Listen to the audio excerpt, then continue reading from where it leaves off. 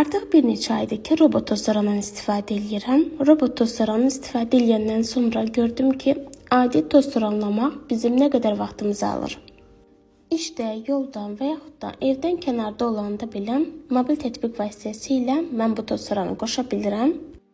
Xəritədən istədiyim otağı seçə bilirəm. Təkcə bir otağı belə təmizləyə bilir. Məndəki model Xiaomi'nin S10 modelidir.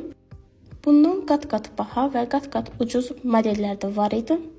Bizim ev 114 kvadrat olduğuna görə mən bu modeli seçdim.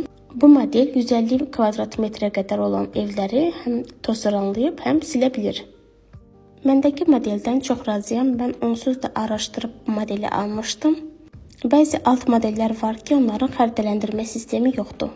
Məndən çox soruşulurdu ki, xalçanın üzərini tozsoranlayırmı? Bəli qızlar, xalçaları da rahatlıqla tozsoranlayır. Sadəcə belə, buradakı kimi belə uzun tüklü xalçalarda biraz çətinlik yaranır.